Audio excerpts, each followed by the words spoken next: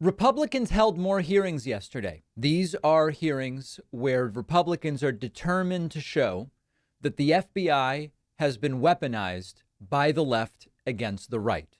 The first problem that Republicans had yesterday in making that case is that they had testimony from Christopher Wray. Christopher Wray is the director of the FBI. Christopher Wray is a Republican. Christopher Wray votes for Republicans, and Christopher Wray was the selection of Republican President Donald Trump to lead the FBI. And yet, this did not stop Republicans from making fools of themselves with all sorts of allegations. You're defending Hunter Biden. You're covering for the Bidens. You're targeting Republicans, none of which are based in any actual evidence. We're going to look at these clips. And the point that I really want to hit home here for you is that this is our money being spent. We talk about, I pay taxes. I don't like my money being used for so many weapons. I don't like my money being used for wars. Fine, I agree. I also don't like my money used for political theater that goes nowhere, uncovers nothing.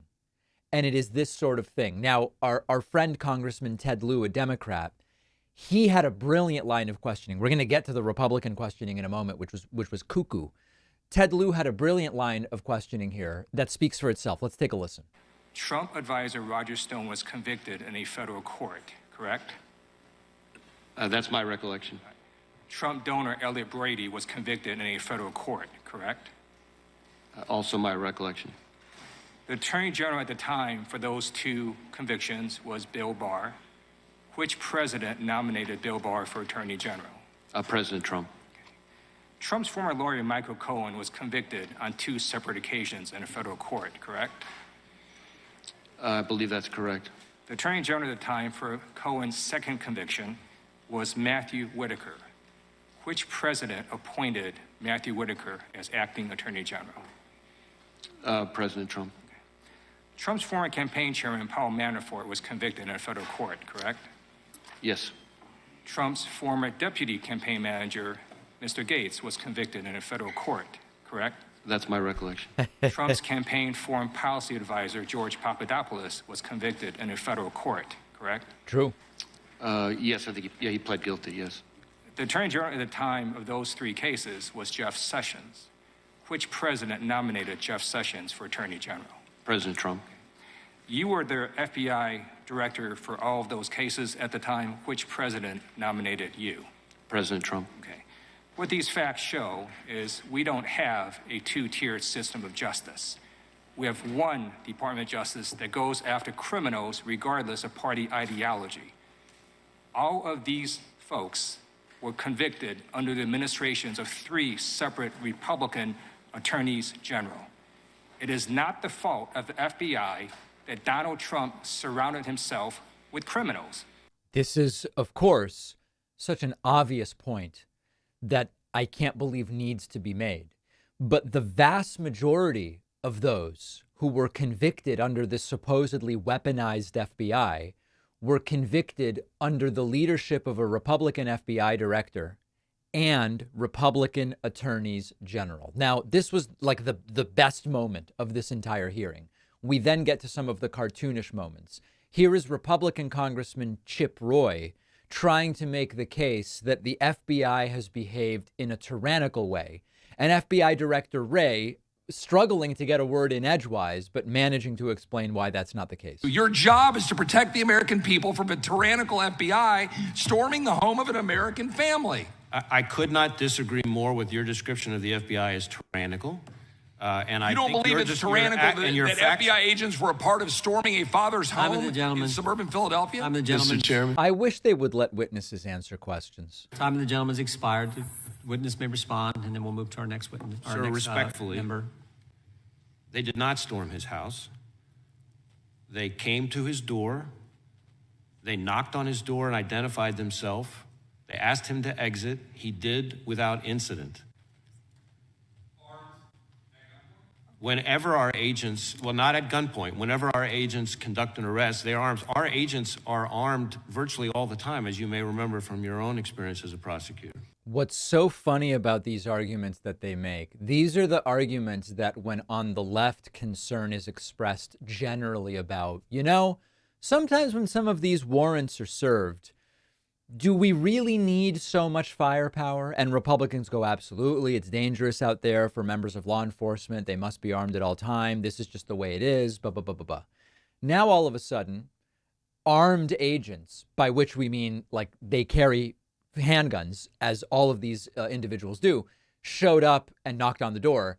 Oh, my goodness, that's oppressive use of force. It's militarized. Where were you guys where for a decade we've been talking about the militarization of police forces, for example? Pathetic hypocrites. Then we go to Harriet Hageman. She accused Christopher Wray of discriminating against Republicans, and he explains, I'm a Republican, and just none of this makes any sense. Mr. Wray, from the Twitter files, Missouri versus Biden disclosures, the Durham investigation and report, and exposure and collapse of the Russian collusion hoax, the American people fully understand that there is a two-tier justice system that has been weaponized to persecute people based on their political beliefs. Of course, most people don't believe that, and there's no evidence of that. And that you have personally worked to weaponize the FBI against conservatives. I asked Mr. Durham about this, to which he answered, I don't think that things can go too much further with the view that law enforcement, particularly the FBI or Department of Justice, runs a two-tiered system of justice. The nation can't stand under those circumstances. Director Wray, what are you prepared to do to reform federal law enforcement in a manner which earns back the trust of the American people? Well, first off, I would disagree with your characterization of the FBI and certainly your description of my own approach. The idea that I'm biased against conservatives seems somewhat insane to me, given my own personal background. As to how we are approaching our work of protecting the American people and upholding the Constitution, it starts with me having emphasized to all of our folks over and over and over again in everything we do that we need to do the right thing in the right way, and that means following the facts wherever they lead, no matter who likes it. This is your money being wasted. The money that is being wasted on this hearing could go to almost anything, and it would be a better investment than this. Then we go to Matt Gaetz, congressman from Florida. Matt Gaetz tries to make the case that the FBI is just simply not trusted right now. And Christopher Wray says so many people, even from your state, Congressman Gaetz, are desperate to work for us.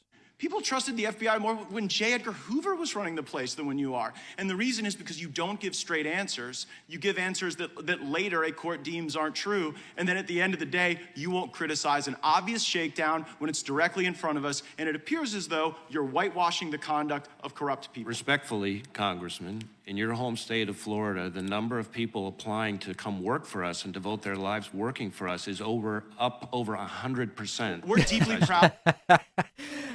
And then Gaetz tries to pin protecting the Bidens on Christopher Wray, of which there is, of course, no evidence. I will make certain that between the man sitting next to me and every person he knows and my ability to forever hold a grudge, that you will regret not following my direction. I am sitting here waiting for the call with my father. Sounds like a shakedown, doesn't it, Director? I'm not going to get into commenting on that. You seem deeply uncurious about it, don't you? Almost suspiciously uncurious. Are you protecting the Bidens? Absolutely not. The FBI does not and has no interest in You won't answer the protecting question anyone about whether or not politically. that's a shakedown, and everybody knows why you won't answer it. Because to the millions of people who will see this, they know it is. And your inability to acknowledge that is deeply revealing about you. But let's go. Now, the truth is, it would be completely inappropriate for Christopher Wray in a setting like this to just weigh in on the meaning of alleged quotes about it's completely outside of the scope of what the FBI director can and should be doing. But what we have to remember is that to me and to most of you, we see this and we go, this is nothing. This is like when you pour water on cotton candy and it just evaporates into nothing. It's not literal evaporation. Okay. It crumbles into nothing.